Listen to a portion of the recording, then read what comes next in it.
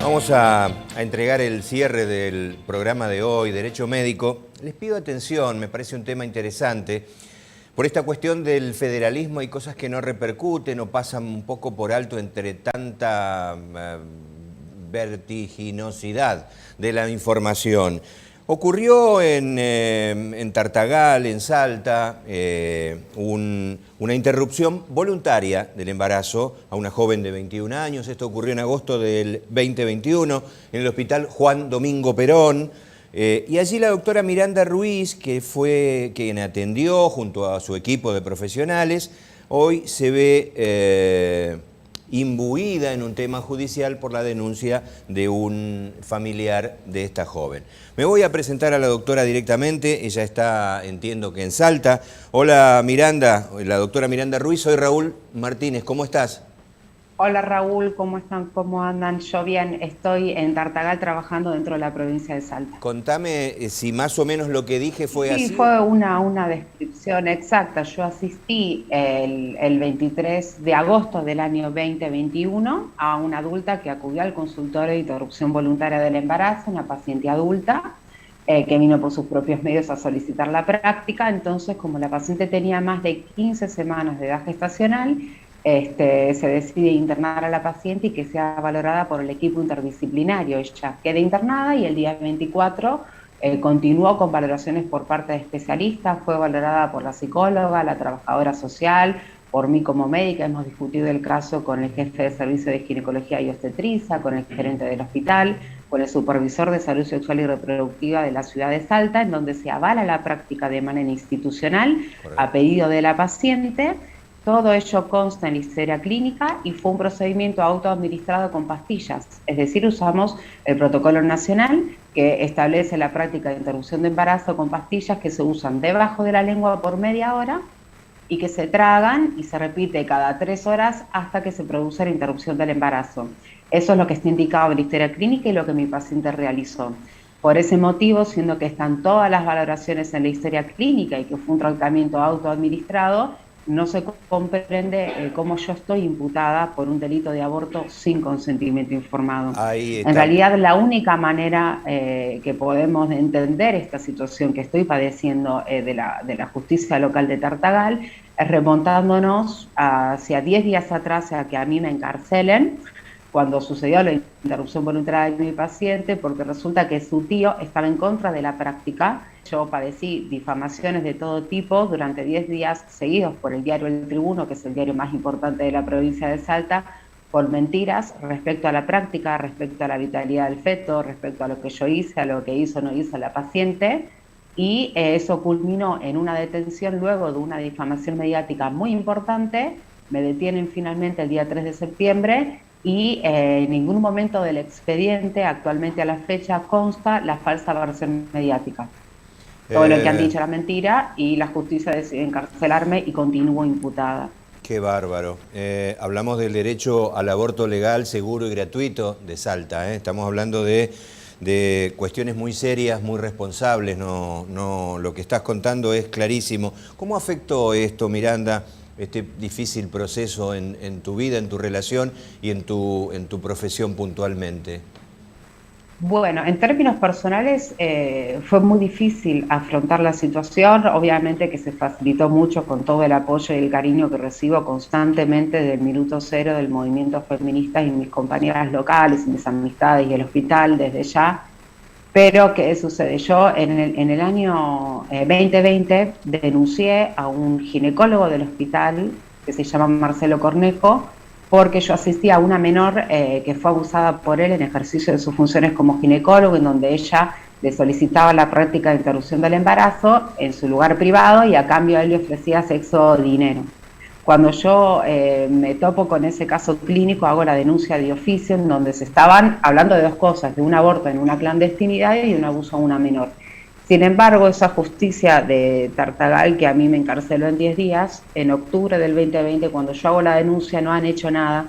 Y recién en marzo del 2021, a raíz de otro caso clínico igual, que mi paciente, vista por otras profesionales con el mismo modus operandi de parte del ginecólogo en cuestión, hacemos una denuncia administrativa, luego se mediatiza el conflicto y luego la justicia empieza a investigar el caso del ginecólogo. Es decir, cuando hablamos de un hombre ginecólogo que en el ejercicio de sus funciones tiene denuncias graves de estas características, la justicia no solo no actuó, sino que dilató el inicio de una causa e inició un allanamiento tardío. Y cuando hablamos de una mujer médica que garantiza un aborto en términos legales, fui presa en 10 días y eso a mí me costó mucho en términos personales, porque justamente este médico, que no había sido suspendido hasta esa fecha en que yo asisto a mi paciente, él estaba de guardia el día que mi paciente expulsó. Y este médico se encuentra actualmente imputado en mi causa penal por el delito de falsificación de documento público, porque él manipuló un documento de la historia clínica para establecer que el feto había nacido con vida. Y eso fue la parte inicial del escrache mediático, de la difamación mediática de la que yo fui víctima, y su abogado terminó siendo el abogado de la familia que me denuncia y me terminó difamando en los medios de comunicación con una versión trucha que hoy en día no se encuentra en el expediente. Miranda, permíteme que hable con tu abogada. La tenemos a la doctora Rocío García Garro. Hola Rocío, soy Raúl, ¿cómo estás? ¿Cómo están? Buenas tardes. Buenas tardes.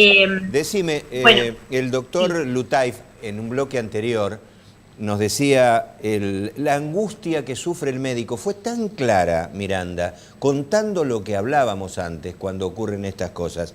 Decime, háblame del consentimiento firmado. ¿No hay claridad en la ley, en la normativa? ¿Por dónde pasa? Porque si alguien firma y luego, ¿cómo un pariente presenta esta demanda? ¿Me contás?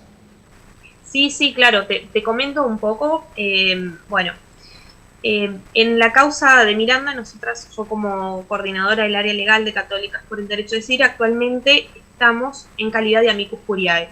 Y justamente lo que manifestamos en nuestra presentación fue justamente abordar y otorgar mayor claridad a esto que perfectamente explicaba Miranda en relación al consentimiento informado, ¿no? Un documento que se materializa en base a un proceso que hace una paciente donde se le explica cada una de las cuestiones por las que ella va a ir pasando, donde se le explica el procedimiento, donde se le explica las posibles complicaciones y donde en un acto de absoluta voluntariedad y consentimiento firma y justamente consiente la práctica que se le va a realizar.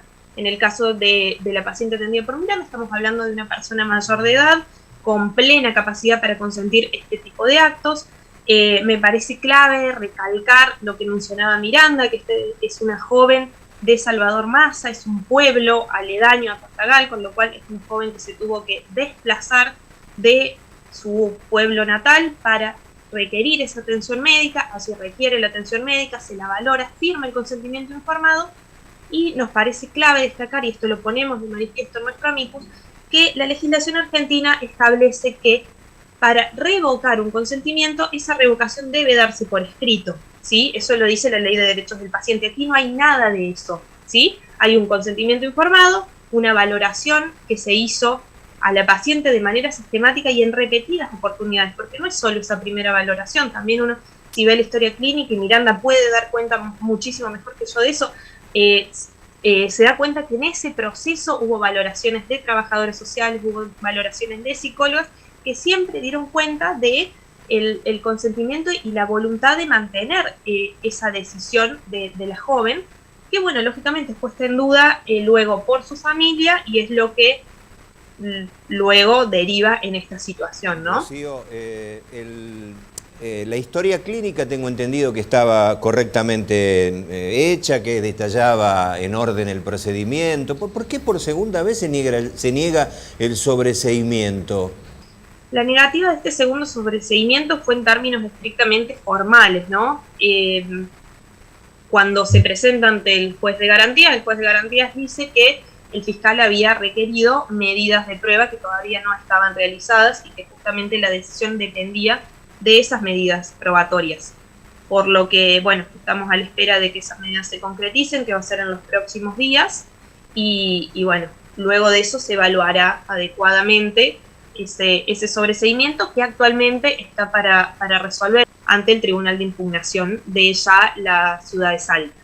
Ha intervenido también el INADI, tengo entendido, porque creo que estás pidiendo, por los daños de humillación que contaba Miranda en la apertura, en retirar publicaciones de Facebook, ¿no? También.